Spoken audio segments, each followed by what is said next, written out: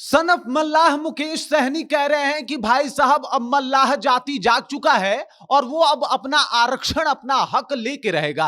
अच्छी बात है, उनको उनका हक मिलना भी चाहिए। लेकिन ये जो आप मल्लाहों को जगा के बार बार खुद सो जाते हैं और जब तक चुनाव नहीं आता तब तक नहीं जागते, उसका क्या मतलब? मल्लाहों की इतने हितैषी हैं तो दो चार बात बता दीजिए मुकेश सहनी जी। आपका भी कार्यकाल रहा, आप भी बिहार में मंत्री रहे, लेकिन उस दौरान आपने मल्लाहों के लिए क्या कुछ किया? बड़े सारे सवाल है, सब कुछ पूछेंगे। और मुकेश सहनी जो अपने आप को सन ऑफ मल्लाह बताते हैं, उनका मल्लाहों से कितना प्रेम है इसको भी हम कोशिश करेंगे कि आपको बताएं। लेकिन उससे पहले मेरा परिचय जान लीजिए। मेरा नाम है रजत और आप जनता जंक्शन देख रहे हैं। ये देखिए, ये है मुकेश सहनी जी और लगातार मल्लाहों की आवाज उठाते हैं।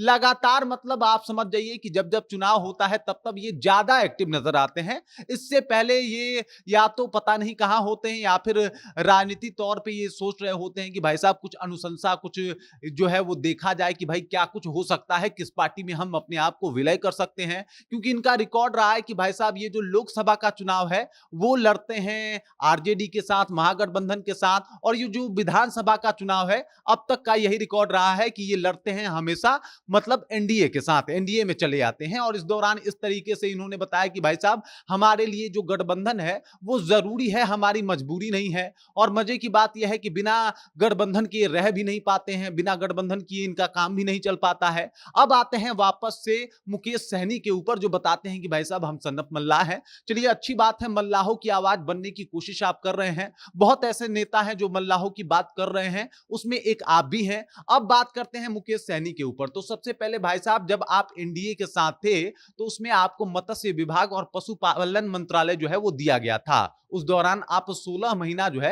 उस कार्यभार को संभाले थे। तो पहला सवाल मेरा यही है कि जिस तरीके से 17 महीने के कार्यकाल को तेजस्वी यादव बता रहे हैं और उस पर चुनाव लड़ने की बात कर रहे हैं, उनके मुद्दे में दम भी है। कह रहे हैं कि भाई हमने नौकरी दिया है, हमने बिहार के लिए क्या कुछ किया है, ये सब कुछ वो लिस्ट करके बता रहे हैं। एक बार आप भी बता दीजिए कि 16 महीने के कार्यकाल में आपने मल्लाहों के लिए क्या कुछ काम किया है। आपने मत्स्य विभाग संभाला, मल्लाह का डायरेक्ट उससे कनेक्शन है, उनके लिए कौन कौन सी सुविधा जो है वो प्रोवाइड करवाई है, ये एक बार सभी मल्लाहों को जानना चाहिए। जब आप शासन में थे तब कितनी दफा जो है वो आरक्षण को लेके जो है वो मांग की है आपने, और कितनी दफा जब आप मतलब एनडीए के साथ सत्ता में थे तो आपने चाहा कि भाई साहब इन लोगों को आरक्षण मिल जाना चाहिए, और कितना दफा जो है वो प्रयास किया। देखिए, कोई बात नहीं, आप लगातार प्रयास करते हैं, लेकिन इसका फल तभी मिल पाता जब शायद आप कंटिन्यू रहते।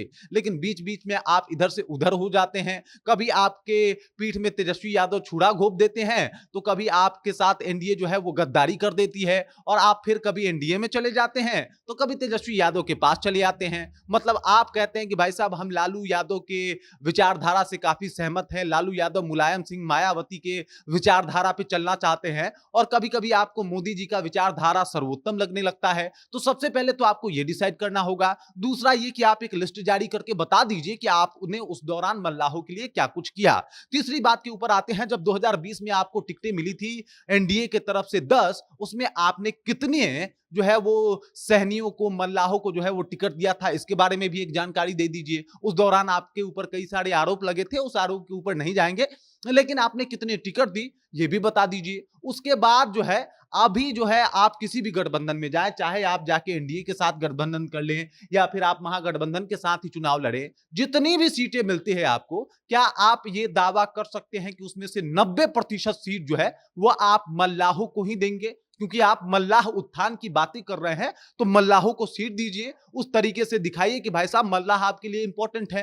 अब मल्लाह जाति के ऊपर आप राजनीति भी कर रहे हैं, मल्लाहों का वोट भी चाहिए, मल्लाहों के वोट से ही आप अपने आप को बड़ा नेता भी घोषित करने की कोशिश कर रहे हैं। लेकिन मल्लाहों की अगर टिकट देने की बात आए तब आप जो है 2 कदम पीछे हट जाते हैं। कम से कम 2020 में नहीं किया, 2025 में 90% सीट जो है वो मल्लाहों को दे दीजिए, फिर शायद ये यकीन हो जाए कि आप वाकई मल्लाहों के बारे में सोचते हैं। वरना कई सारे सवाल जो है वो मन में आज भी चलता है कि आखिरकार ऐसा क्यों होता है, और किस तरीके से मुकेश सहनी जो है वो मल्लाहों के नाम पे बस वोट लेते हैं, लेकिन मल्लाहों के लिए अगर कोई लीडर जो है वो खड़ा करने का प्रयास नहीं करते। आरक्षण की बात कर रहे हैं, बहुत अच्छी बात है। आप मल्लाहों के बारे में ये भी सोचिए कि भाई साहब मल्लाहों को एक करने की भी बात करते हैं, तो मल्लाहों के साथ आप भी जुड़िए, कनेक्ट होइए, एक बार उनको भी जो है वो राजनीति में आने का मौका दीजिए और 90% सीटों पे उनको उतार दीजिए इस बार, जिस तरीके से आपको सीटें मिलती है या सीट बंटवारा होता है तो। तब जो है एक मामला जो है वो सामने आएगा कि वाकई आप मल्लाहों के बारे में सोचते हैं। 2014 से आप लगातार भिड़े हुए हैं कि भाई साहब मल्लाहों को आरक्षण मिलना चाहिए, अभी तक आरक्षण नहीं मिला। उसमें आप कितने सालों तक एनडीए के साथ रहे, कितने सालों तक महागठबंधन के साथ रहे, लेकिन उसके बाद भी आप ये काम करने में सफल नहीं हो पाए।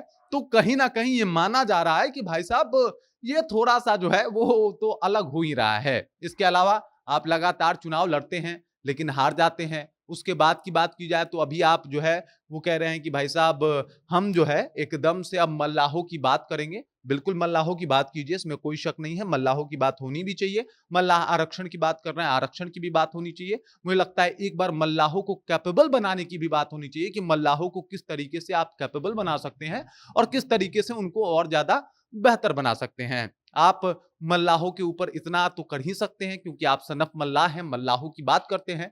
लेकिन मजे की बात यह है कि मुकेश सहनी जी अगर इस बार भी 2025 में मल्लाहों को 90% सीट नहीं देते हैं, जो उनको चाहे जिस भी गठबंधन में जाए, क्योंकि अभी एक तरफ से वो जो है आपने भले सफाई दी थी इस बात के ऊपर कि भाई आप एनडीए में अब नहीं जाइएगा, कभी नहीं जाइएगा, कभी समझौता नहीं कीजिएगा। तो देखना यह है कि क्या आपको जो आरजेडी अपनी टिकट देगी या फिर महागठबंधन जो अपनी टिकट देगी, उसमें से कितना प्रतिशत सीट जो है वो आप मल्लाहों को देते हैं। एक बड़ा मुद्दा रहेगा और हमेशा से ये सवाल आपसे पूछा जाएगा। बाकी इस खबर को लेकर, इस जानकारी को लेकर और आपको क्या लगता है, कितना मल्लाहों के शुभचिंतक हैं मुकेश सहनी जी? कमेंट करके अपना विचार जो हम तक पहुंचा दीजिए। बाकी आप देख रहे हैं जनता जंक्शन और मेरा नाम रजत है।